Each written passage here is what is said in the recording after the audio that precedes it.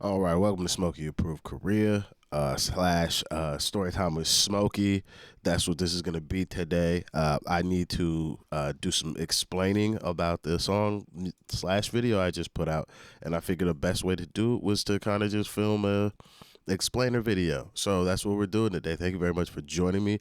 If you could please hit that like, subscribe, Patreon's in the description box if you would like to have exclusive or early access to anything I'm working on or would like to support the channel directly.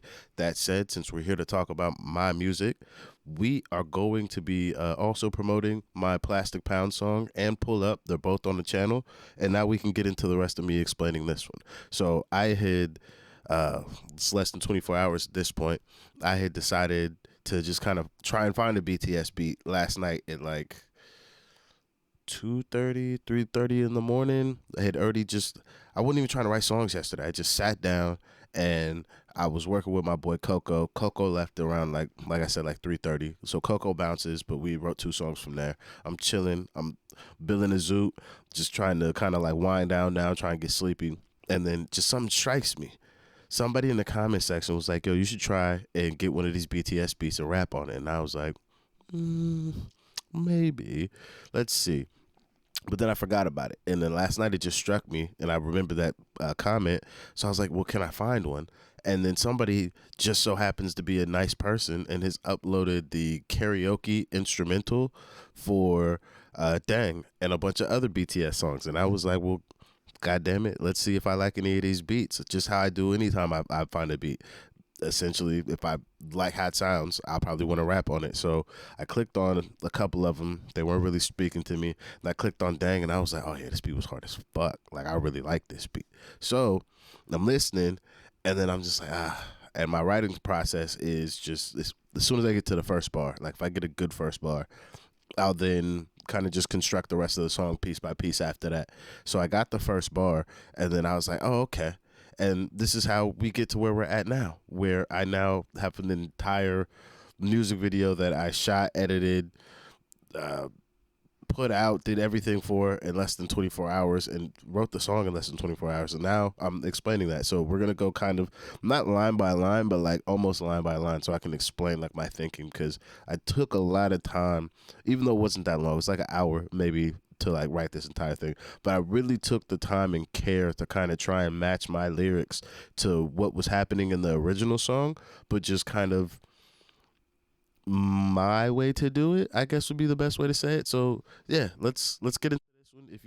If you want to see this without me talking over it, then the video is on the channel as well without me talking on it. But I just want to do an explainer of kind of like my process of how I came up with certain lyrics, or just like how I got this shot. Because 2 weeks ago, I'd never shot a music video before. I now have shot 3 music videos, and 2 of them have been in studios. I haven't dropped the other one, but it'll be essentially just like this one. So yeah, I've just been trying to work on my craft and just showcase my stuff, and then also had a really good time writing this. So thank you for joining me. I really do appreciate anybody that's gonna watch this.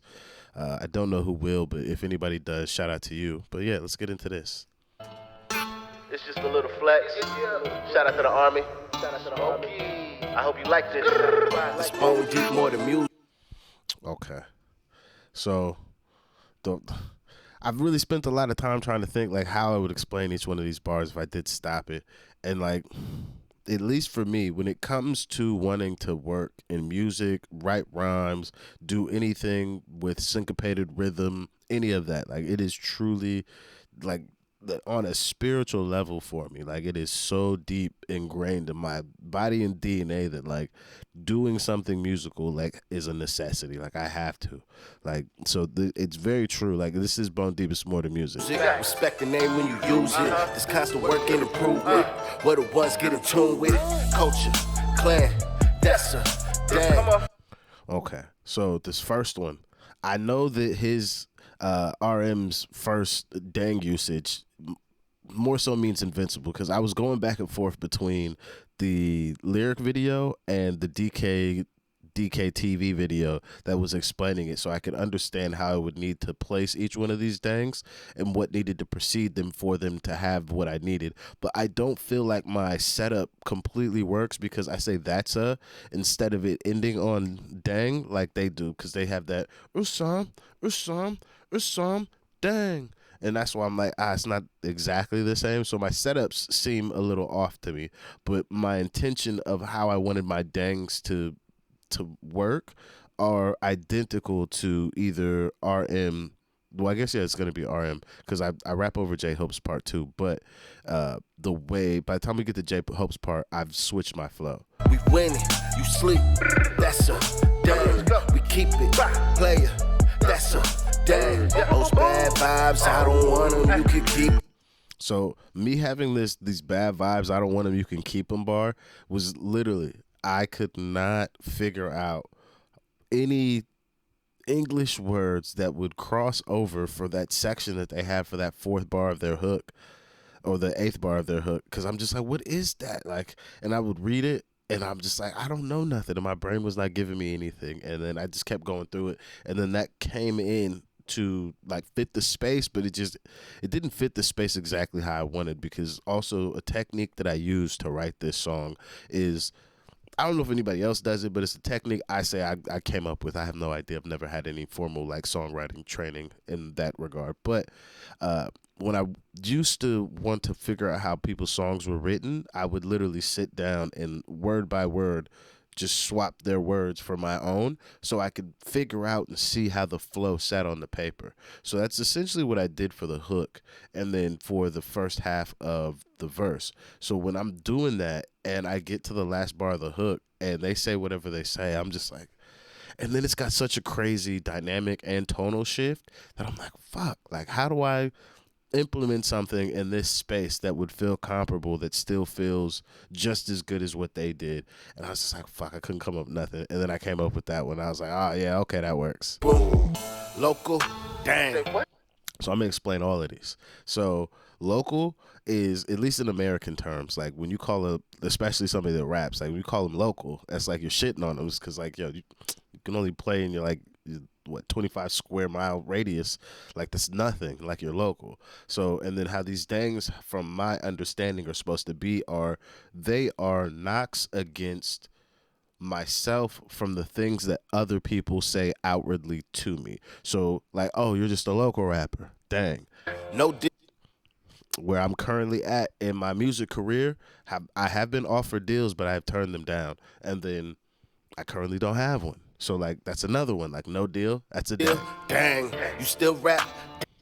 At the current age I'm at, wanting to make music or rap is often maligned, and you are treated differently when you want to make music past a certain age, which I think is very I think is stupid, because hip hop's only 50 years old and it's probably the most powerful musical genre on the planet Earth, and it's not even like 60 years old. So the fact that we think that it's a young man's game or anything, and it's not even been around that long, and it's as powerful as it is, and like Keith Richards doesn't have to fucking retire, neither do I. And you can suck my dick if you think I have to. Like that's straight up. Like I don't get it why in rap, oh, I gotta retire, but if I was a blues brother, I can stay on stage until the fucking day I die. Like that's stupid. Like it's dumb as hell. Like I'll be 85 in an old folks home smoking one of the orderlies because he thought he could rap. No sir.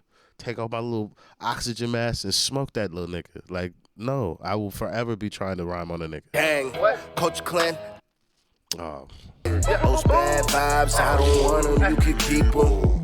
Local, dang. No deal, dang. You still rap, dang.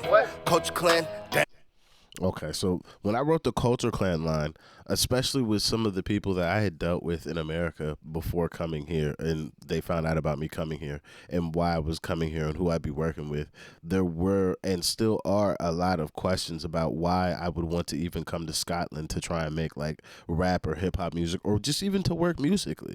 And because I've been here and I actually do work with these people, and not just in rap or hip hop, I truly know how rich the musical landscape is here in Scotland. So this is why, like, when I had other music ventures in America, or one of my friends was even asking me to be like the president and A&R of a rap label that he was starting, and I decided to come out here instead because I just believe that much in what we are going to be doing and doing. So that's why, like, the Culture Clan line for me at least was like people are like, oh, well, Culture Clan, like, what's that?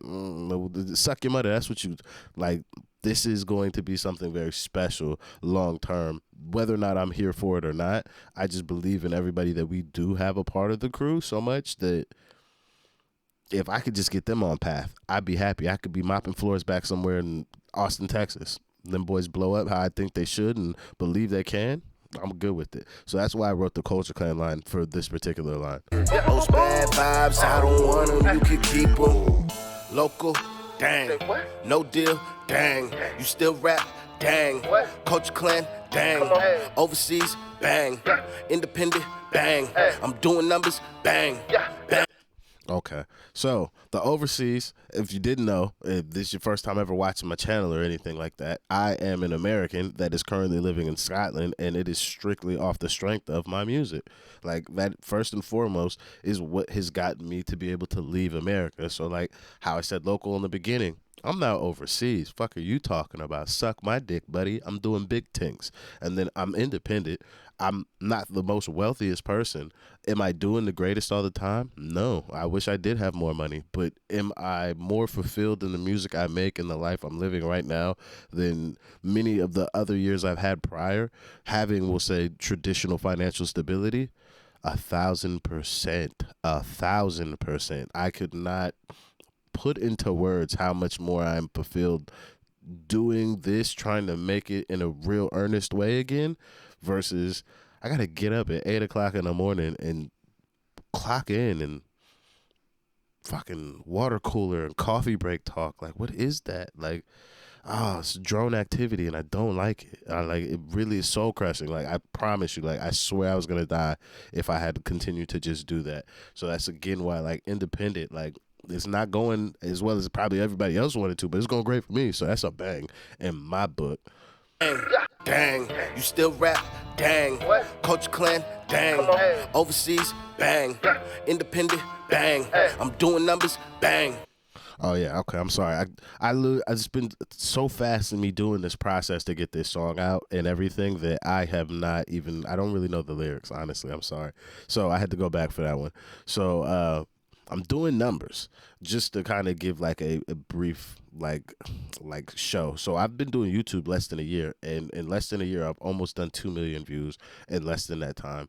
In this past month, and thank you to every Army person and every person that showed up to like join my channel and help push the numbers even higher.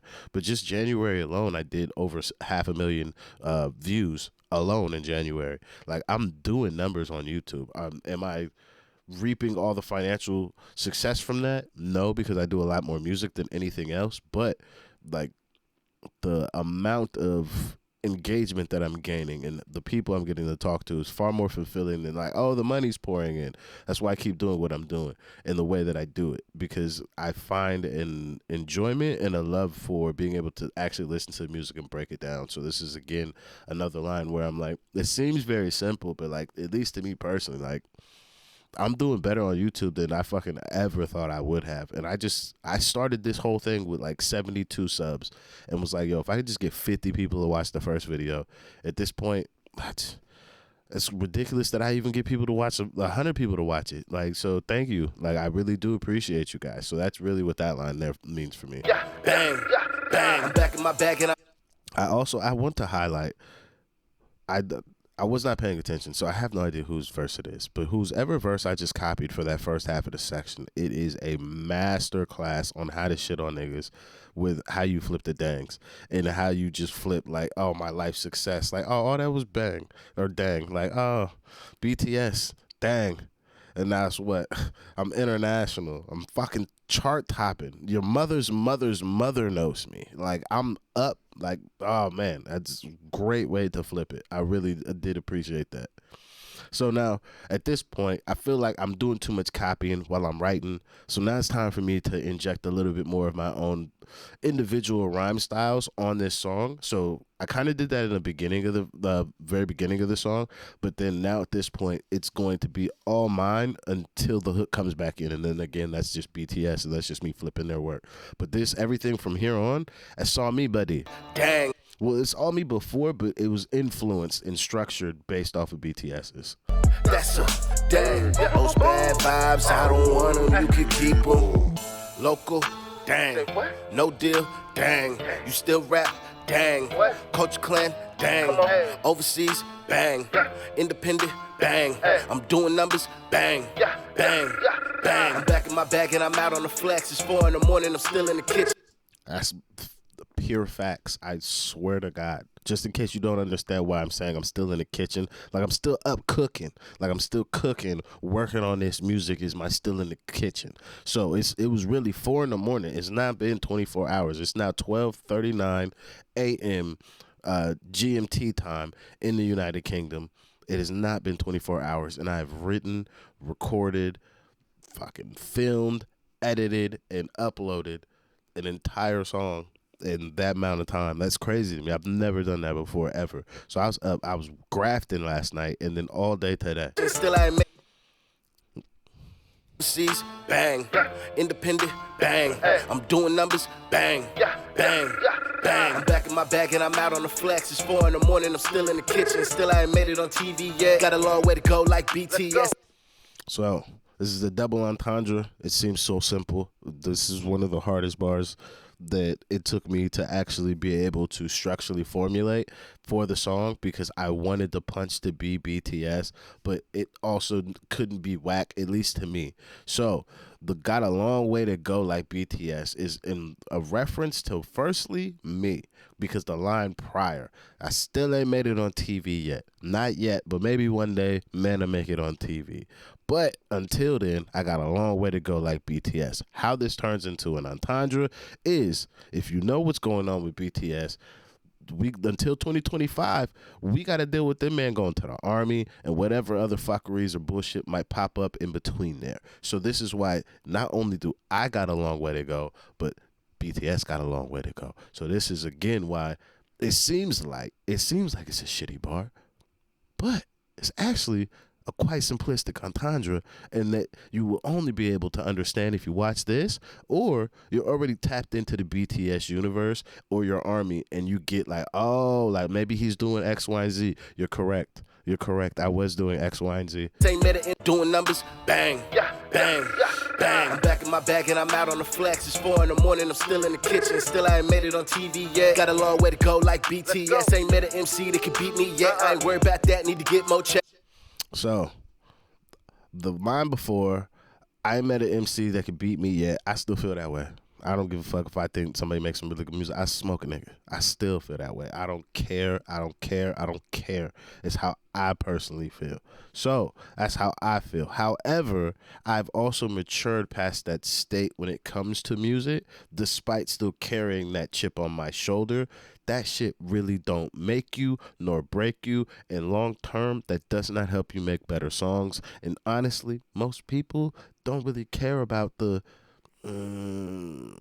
linguistic sport of what I would consider rap to be. So it's kind of like a waste of time to really focus on that. So this is why I follow up with, I ain't worried about that, need to get more checks, because I'm really not pressed about that no more. And it's not that do I want to financially gain from making music, but like making money doing this is more of the focus than smoking MCs. However, don't fucking play with me. I'll take your head top off. I'm not one to play with. We will get into more of that in just a moment. I'm back in my bag and I'm out on the flex. It's 4 in the morning, I'm still in the kitchen. Still I ain't made it on TV yet. Got a long way to go like BTS. Ain't met an MC that can beat me yet. I ain't worried about that, need to get more checks. With at least 3 commas, but I still got debt. No need for...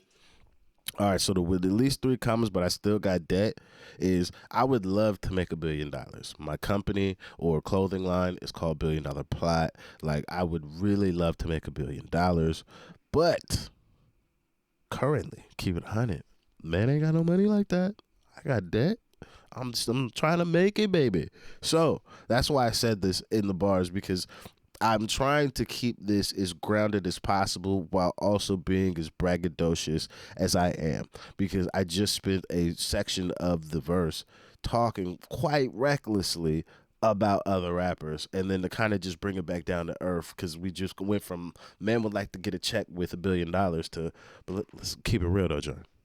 You got debt though. Chill the fuck out. It's not that deep yet. Like, it's not that serious. The cat when he shut up. Oh yeah, and then the follow-up line is no need for the cap when you shell down sets. And this is where again I try and reground everything that I'm saying, because I'm not lying. I'm not acting like I have that $1 billion.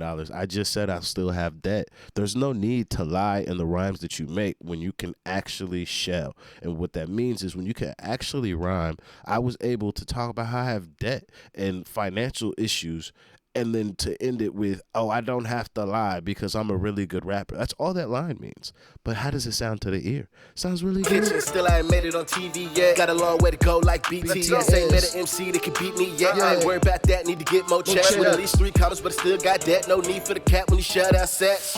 I'm just doing what I want. Ain't worried about you, I'm just having some fun.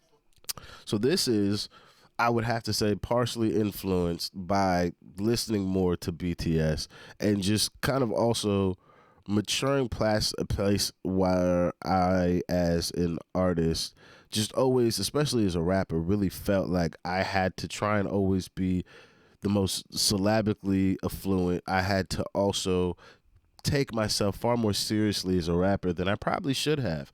And it's fucking terrible. It really kills the love of music sometimes. So this is where I say, I'm not worried about you. I'm just doing me. Like, I'm just having some fun. Like, that's it. Like, I really did this record purely from it inspired me to want to actually rap on it. And then when I remember what them boys did with it, I was like, well, how much of their concept can I play with not being a native speaker of their language and make it actually land and fit the framework of what they're doing? Because I could have just took this and just rapped on it and had no relevancy to the original record, but I really wanted to lean into the concept of what they had and see if I was able to do it for myself, especially because I class myself as something of a writer. Like, I will happily sell a song to somebody. So I really like to feel like I can understand people's concepts. So to be able to write my own like freestyle version was kind of big to me. But do not play with me, I'm still not. Oh yeah, this is my line right here. I ain't worried about that, need to get more checks. With at least 3 commas, but I still got that. No need for the cap when you shut down sets. I'm just doing what I want. Ain't worried about you, I'm just having some fun. But do not play with me, I'm still not the one. Playing with smoke, skinny get bud. No waiting for God or for karma to come. That's facts. That's facts. I don't remember the video, but we was discussing proportional responses, and this is exactly what popped in my head when I was writing this. Was like, yo, I'm having fun. Like, you may be thinking like, hey, these BTS shits is soft, or like, oh, you rapping on BTS records, yada yada. That's fine. That's fine. You take that shit somewhere else, buddy. Because you bring that shit to my door, I'm telling you, do not play with me. I'm still not the one. Playing with smoke, skinna get bun. Like, I'm telling you, I'm a hyper competitive rapper, but I keep it calm. But play with me. Play with me. I'm telling you. So this is why, like, this is probably my favorite bars of the entire song. Was like, yo, play with me. Don't do it. Don't do it. Playing with smoke, skinna get bun. And then we end it with an even better haymaker. Because no, I'm not waiting for God or for karma to come. Like, I'm not. Neither one of those are going to be able to save you, my friend. Not even fucking close. No. Because I don't believe in proportional response. So I'm going to do the maddest shit. And you're going to be like, oh, but it wasn't to you. It is to me. So this is why I say, hey, I'm not waiting for God or karma to come. I'm going to handle it myself, baby. I do this for love, it was never. And this is exactly where I am with where I'm at when it comes to the music. I do everything that I do musically and entertainment-wise strictly for the love. It's never been about getting any money. The fact that there's a dollar or a penny or anything rolling in now is just like, it's amazing. Like, I truly am thankful. But, like, I didn't do it because I was like, oh, this is going to be like a cash grab. No, I did it because, like, I have to do these things. Like, in my brain, like, if I didn't write this song, I would be fucking, like, just in the house, just like pent up. Like, what's wrong with you? It's because you didn't write the song that you were supposed to write. Like, I even wrote another verse today. Excuse me. While editing this video for me and my boy Andrew from Plastic Pounds. We just wrote another song. Like, I'm doing so many verses, and it's strictly because I heard the beat and was like, oh, that's really good. Like, can I have a verse on there? And he's like, yeah. Maybe 15 minutes, wrote this crazy verse. Your hate was the real and the fake was the love. And so I would like to also, at the end of it, end on a Worry message. about you, I'm just having some fun. But do not play with me, I'm still not the one. Playing with smoke, skin to get burned. No weapon for God or for karma to come. I do this for love, it was never for fun. Your hate was the real and the fake was the love. But how you gon' hate what you wanna become? Okay, so especially with this fandom stuff, a lot of times I've seen in my life a lot of people display false pretenses. And what I mean by this is a lot of people will show you love, but in reality, they actually hate your fucking existence. And you need to get away from these people as soon as goddamn possible. So this is why I say the hate was the real, because you really did fucking hate me. And it's sad to say I've had to be in these situations where I was cool with folks. I thought we was cool. Whole time, man hated me. I didn't know that. I thought we was boys. It's just what it was. I was oblivious to the snake around me. Fucking Judas shoots. It's a terrible situation to be in. However, I have learned that a lot of times the hate people display to you is really their true emotion. It's very rare that you find authentic love being displayed to you. So this is why I have this thing where I'm like, yo, the hate is the real. The fake is the love. Like, you have been giving me fake love for so long. And then also we end it with, but how you gonna hate what you want to become? Not even just am I myself in a better position or anything like that, but maybe also in your lives also you see this sometimes where a lot of people will hate on another person where they just have the thing that person wants, made outfit, people are just jealous because of your significant other, your housing situation, what you drive, how much you make. Like, there's a litany of things that come up with this. So I'm just like, why hate on the things that you want to become? Or just like even of other musicians. We'll just take it back to BTS because we're doing BTS's song. How you could hate on BTS like and really hate them as a musician who wants to get their music out in the world when they are able to get their music out in the world at a level that most of us honestly like really would kill for, like literally would kill somebody for, to be able to have the reach and notoriety of this group or band. And you just want to hate on these people. Like, why would you hate on something you want to become? And then just final example on this, just one more, is the whole Uncle Tom thing. Like, it's another one of those situations where people use Uncle Tom's name wrongly when Uncle Tom is actually a hero, and you just hating on somebody doing the thing that you're just trying to have.